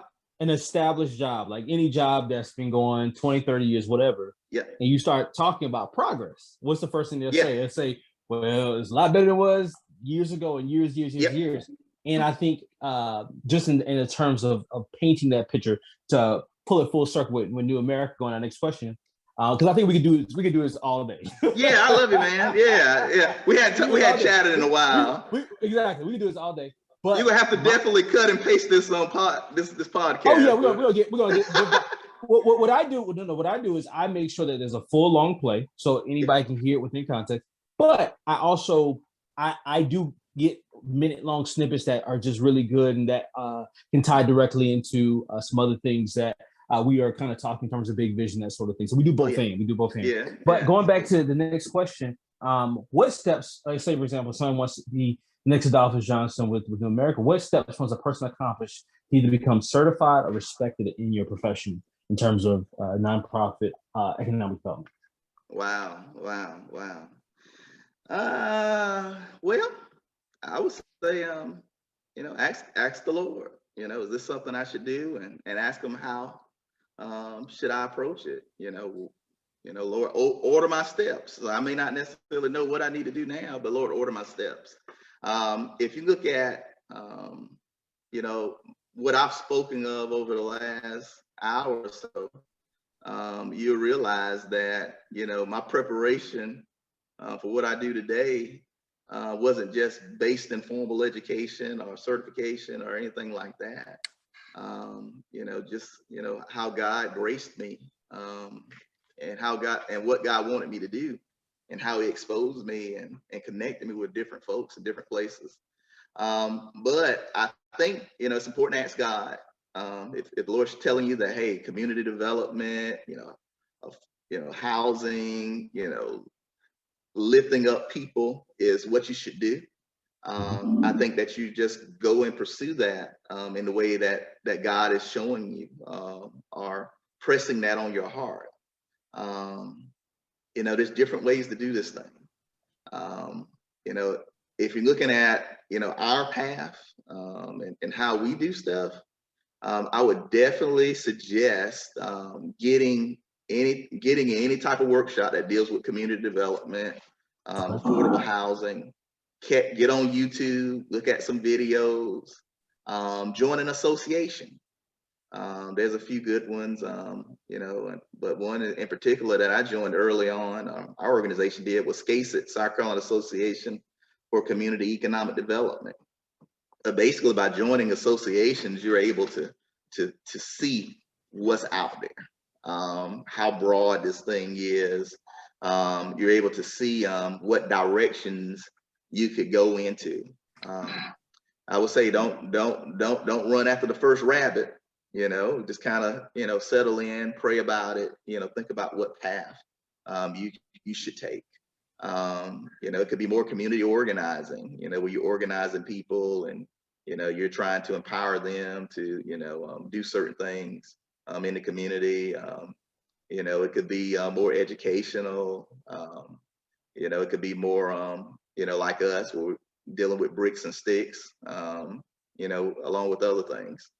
A few trainings a few certifications one certification I have in particular is economic development finance professional.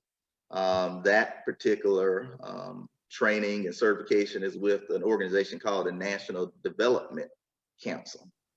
They also have one called Housing Finance Development Professional certification as well, but I have the economic development one. And so basically you take like 4 week-long sessions. You take a grueling, you take a test at the end of each session for about 4 or 5 hours. And if you can get past all of that, they bless you with a certificate and a certification, and they say that something about economic development finance or housing development finance. Somebody might say, well, why is finance important? Economic development finance is because it shows you how to put deals together. So you start to understand, how grants and loans and, different sources of monies can be pooled together in order to bring about a community project. So with our organization, most of our development is focused around housing, but we have done, economic development type projects as well. Like in downtown development, we've acquired buildings and renovated them and provided them for small business owners and things like that. So, but yeah, those types of certifications are helpful. There's another organization called NeighborWorks. They have some really awesome certifications and classes. And so, with us, we focus more around housing and economic development with that, but they have some great sessions.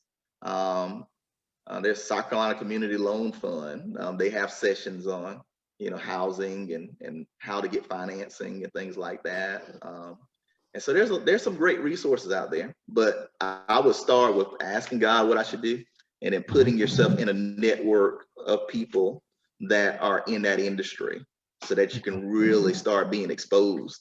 And through that exposure, God will impress on your heart what you need to focus on, and according to your unique talents and call.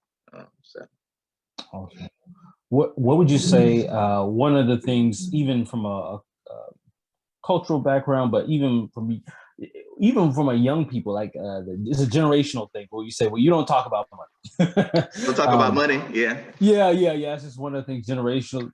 I would infer many different backgrounds have the same kind of deal. But how does a person negotiate salary or the value of their services? You talked about earlier, as a nonprofit, sometimes, there are certain services that people need to kind of put skin in the game, that sort of thing. How do you negotiate salary or the value of their services in this career choice? Yeah, that's interesting, because I was never really good at that, I guess. I've never been a high dollar guy. And I think part of it was because I was focused on the cause. And so, even now, as president and CEO of New America, I'm not a big ticket item for the organization. So I don't know if I'll be a good person to tell you about how to negotiate, for dollars. I would argue the opposite. I would say because of you, what you believe as a believer, what you believe in your worldview. Like, I think it's good to have that perspective, because whoever the person is going to be able to engage and interact with what you're saying, I want them to wrestle with that, just like you wrestle with it. Everyone has their own idea of what they're going to do, but I want them to wrestle with people who have a different worldview. Yeah, it's crazy. I'm involved in economics. I'm a business major. I got 2 business degrees, and but my perspective, on money and stuff is probably almost akin to like a monk or somebody in a monastery or something. Yeah, it's crazy, but I don't know. It's almost like I don't know. I wouldn't necessarily call it a vow of poverty, but very close. It's I guess from the standpoint of that, I always felt like the leader needed to be the one that was willing to make the sacrifice. And so, also I always felt like too is that it's hard to ask other people to sacrifice if you're not willing to sacrifice yourself. And so I struggle with those things. And, so far it's worked out pretty good for us. Our organization is pretty healthy. We're doing well, but, just as far as my personal wealth, it's not as big of a deal. Basically my as far as personally, as long as I can eat, sleep, take care of my family, have a place to live, have a car to drive, I'm good. You know what I'm saying? I'm good. So the bar, for me, as far as living, ain't really, that high, but God has blessed me like that, It's funny because, with an organization like this, especially, being a founder, when I went into it, I knew that, if there's a sacrifice that had to be made, it was going to be mine. For me, I felt like it was more important to see the organization grow and thrive than for me to personally, benefit, I'll get a big salary and all that kind of stuff. And then, whenever you're dealing with what I would call your life work, it's more about the work and the fulfillment of purpose for me, than it is about the money. And so, that's just me, so I know some of y'all got big dreams, new houses, new cars and all that kind of stuff. But, I've really been one that's tried to sacrifice for the cause. Some people talk it, but then, there's some people that actually, walk it and try to walk that. But now, in the type of work that we do though, we're dealing with money and resources. And so, as an organization, one thing that we have to do is be able to display our value as an organization. Sure. And one way that we've done that is we've learned how to win. And you have to learn how to win, even on a small scale. Because, sometimes people despise small beginnings, like, oh man, that ain't nothing, that ain't worth nothing, that don't really matter. But you have to be faithful in the small things. And if you can accomplish small things, then it provides the track record, the understanding, it provides the influence and the credibility for you to accomplish even greater things. And so I think that some folks, they miss that. They see somebody else doing something and it seems big and they want theirs to be like that.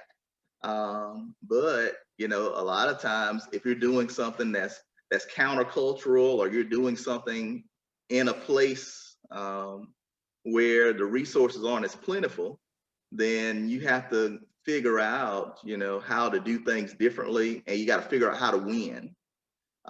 Because folks are used to seeing people talk a good game and talk about change and all that kind of stuff, but they're not used to seeing it. And personally, my gifting was never, oratory. I couldn't BS you. I couldn't, put shades on you, pull the wool over your eyes. I was never that type of communicator or talker, or, never really had that type of charisma, where I could just keep talking and people just keep throwing money. And I guess I wasn't called to that type of thing. But really, what I'm called to is more practical. Can you build this house or this apartment, and can you get the monies together, and can you lease it and manage it over time so that you can provide that service, for generations to come. And so that was more of my, my call, in those practical ways. I think that from people seeing us win, they wanted to be a part of it. They wanted to invest. And so if you're running an organization now, if you apply for funding, the first thing they're going to ask you is, tell us your accomplishments, tell us your experience. Another thing they're going to ask you is, show us your financials. Do you have financial statements? Are they audited financial statements? So all of these things, they're asking you when you run a nonprofit or when you run a business. And so if you can't get to the point where you can start winning and develop a track record, it's going to be hard for you to scale and grow.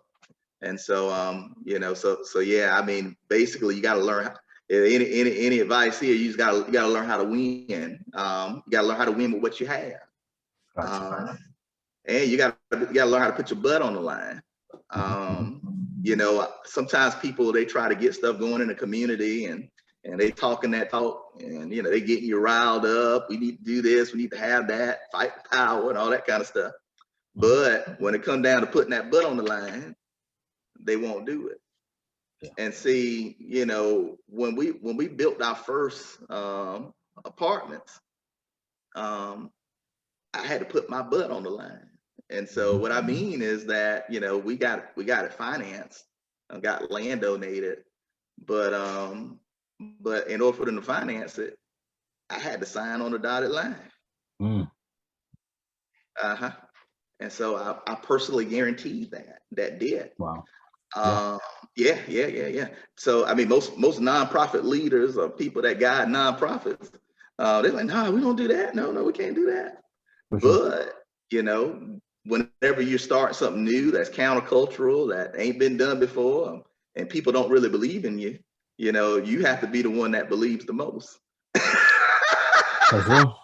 No, that's I say. You got to put your money, you got to put your tail where your mouth is. I do agree with that. Yeah, if you understand what I mean, and so some people, they fail the first test. They trying to get somebody else to do it, and they won't do it. And so whenever you're trying to get people to join a movement or join a cause or support a cause, and you're not willing to make the sacrifice yourself, then in many ways it comes across as inauthentic.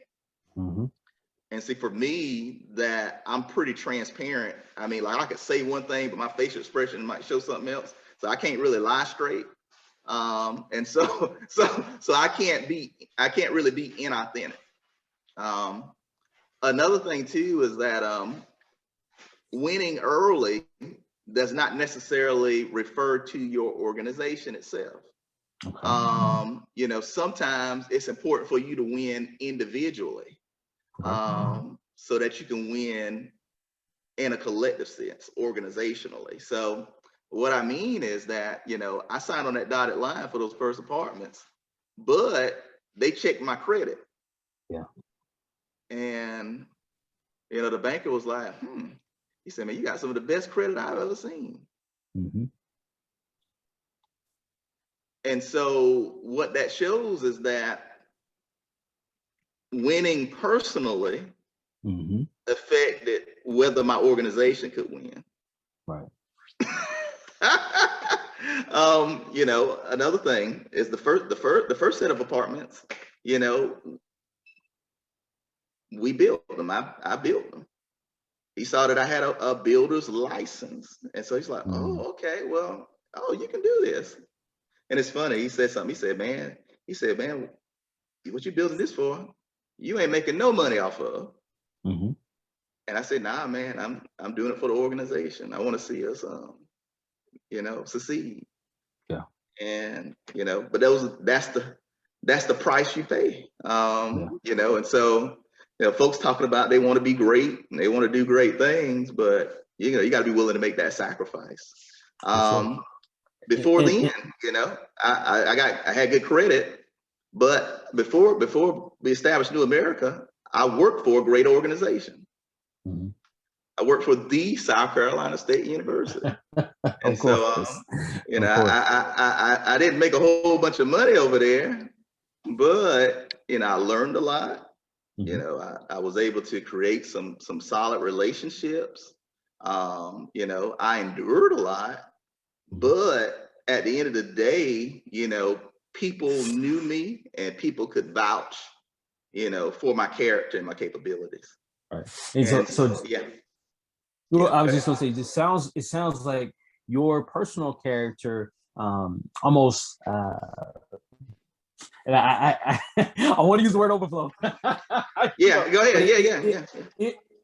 So the name of his organization was Overflow back in college, but That's it right. spills into your organization, right? It spills into how you perceive, how New America is perceived, but it has a lot to do with the personal character, also the personal, not only character in terms of paying credit, but also even in terms of the integrity that's associated with getting your builder's license, right? And so all of these things, they matter. And your life matters, specifically as it pertains to leadership. And so we're gonna have to pivot a little bit in because of the timing kind of thing. No problem. What would you say if you had to say yes?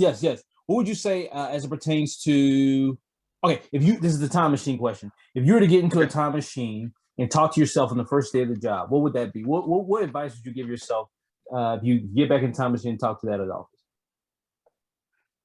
If I was able to get back in that time machine, you know, it'd be hard. I would just say, hey, keep the faith. That's good. Yeah, keep the faith, man. And really, we've done that. But yeah, it's keeping the faith. Really, I don't know how to, you know, I don't know how God works. Well, I know something about how God works faith, but that faith component is very important. You know, faith comes by hearing by the word of God, and you know, but then we have access into grace by faith. And so, you know, there's a connection between all those things. But yeah, I would tell her, hey man, keep the faith. Hey, God got great things in store. And so, you know, I don't know if I would change anything for our journey. I really, like I said, it's been an awesome journey. I'm just grateful, you know, for what we've been able to accomplish, man. You know, but it's been a tremendous journey. And the thing is, you know, everybody wasn't supportive. You know, and so, you know, I knew that going in that everybody would be supportive, but you know, but that's one thing that you have to understand is that everybody isn't supportive, and you don't have to take it personal. Going back to what I said earlier, you know, as far as people have priorities. Sure. Don't take it personal. Yeah. God is enough. You get the X factor. He's the factor, and so he'll make it happen for you. How do you prepare to one day transition from this role? You think about in-game retirement. How do you prepare to transition? Well, transitioning, something to think about. really what we're hoping to do is to be able to, build an organization to, where it's pretty much self-sustaining, which is really where it is now. And then put together the type of team that can manage, our main areas of focus. And so my hope is that, maybe I can transition into being not as hands-on and being more administrative, rather than doing both. But, until that time comes, I'm down for it. But now we do see where we're bringing people in. We're trying to teach them different responsibilities. We're putting people over certain focus areas, and so it's working. And so hopefully we'll have us a team together that can kind of progress the vision without me being as hands-on. And so that's that next step, that next phase. I think that New America, I'll probably be involved with this, for the rest of my days. It's not like I'm looking for a career advancement or anything like that. Really, what I'm looking for is to advance the organization and advance our impacts, advance our purpose, expand and broaden, the communities in which we serve and work. But I'm hoping, to be able to stick around and just build it. That's really my game plan. The areas of our focus and what we're doing is so broad, and the need is so great, that I don't think we're not going to run out of things to do. And so I don't necessarily see myself riding off into the sunset, so to speak. I think I'll still be involved, and maybe when I become an old man, I might just serve on the board and let somebody else be the president, CEO, what have you. But as far as an exit strategy, I don't know if I'm exiting, at least not while I'm in this life. Understood. Well, one of the things that we ask all of our guests, even, and like I said, there's no one way, that sort of thing, and people will always have to seek the Lord. But what does that look like in terms of a Cultivate Countdown? Your specific principles and how you kind of do your work, and how can someone else kind of take from there? We call it just a Cultivate Countdown, but what are some general principles, if you would say 3 steps, 5 steps, that you go into work every day, just knowing that you have to hear? Well, putting God first, putting others second.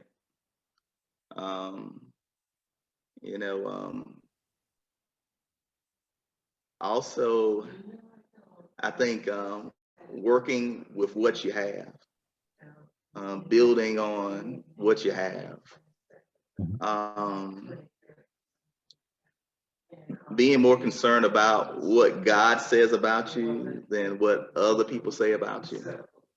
And so that deals really with value and who you are, and what your organization is and what it does. And so even when folks throw shade at you, it doesn't cause you to lose focus of who you are and what you're about. So I think that's so vitally important.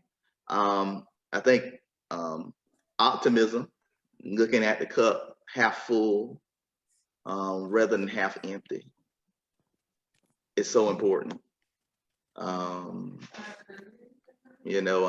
Just really recognizing that, opportunity is in front of you. I think also valuing people, not looking down upon folk, not discounting, people, I think is important. Also understanding that God works in a mystery. And so what I mean and how that might translate is sometimes things don't come to you the way that you think they would. sometimes resources don't come through the people that you think they would come through. And so you have to be aware that God, works in mysterious ways, and he can work through people that you don't even know today. He can cause you to have relationships and connections with folk in the future that could change and revolutionize everything about what you do and about your life. And so, just because you're not the pick right now, or just because, you don't get the support right now, doesn't mean that you can't get it from somewhere else.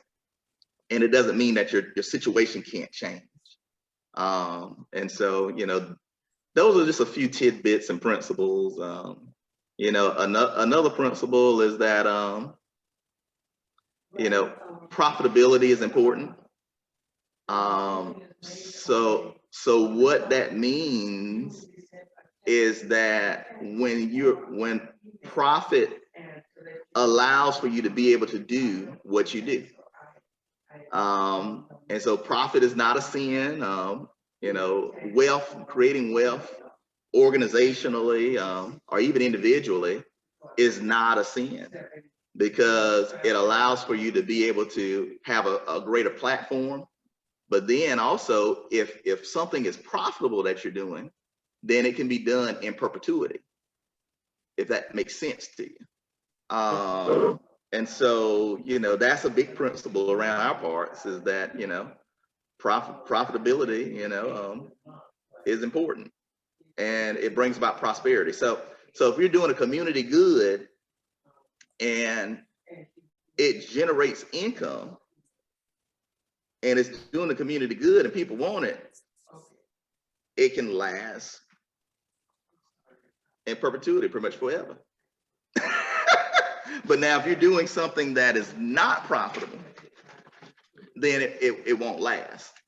Sure. And so profitability could be financial, but profitability is also in impacts as well. And so, for our organization, like I said, we're dependent on program services a great deal. And so we have an eye for profitability, but then we're also fulfilling our purpose through profitability. So you can continue to advance, you can continue to grow if something is profitable. And our organization, we do certain things, a little different. But if you have a nonprofit, you just have to be profitable in what you do. So your model needs to yield extra, so that you can continue to grow, so that you continue to prosper. But if it doesn't do that, if you can't bring about supporters, stakeholders, people that's willing to invest in a vision, it won't last very long. And so, that profitability is a big piece, and that's for profit or nonprofit. You got to be able to keep it flowing. For sure. Yeah. Last two points. What would you say is one motivational quote, in your own words? What is something we generally we have a meme, each guest has a meme, that sort of thing. If you had a meme and you wanted people to know these words, what would they be?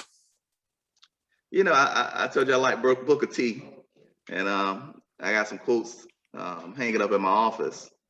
But one quote that I do like from Booker T, it is, success is to be measured not so much by the position that one has reached in life, as by the obstacles which he has overcome.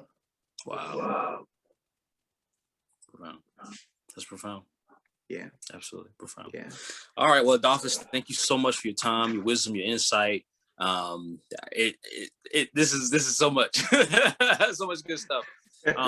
Any final thoughts? Any ways that people could reach out to you? How would you want somebody to connect with you if they heard about New America and they're like, hey, I want to hear more about that, I want to connect with you? How can they do that? Okay. Well, first of all, you can learn more about our organization by logging onto our website. It's www.new-america.org. Or you can shoot me an email at Adolphus Johnson at new-america.org. cultivateamerica.org. And so those would be two great ways you can learn more about our organization and reach out to me personally. Adolphus, thank you so much for everything that you've done and willing to share your knowledge, your wisdom, and insight here on this podcast. And be encouraged. Thank you. Hey, thank you, man. I appreciate the invite and look forward to sharing more with you in the future. Sounds good. Thank you. Take care now. All right, the same. Bye-bye.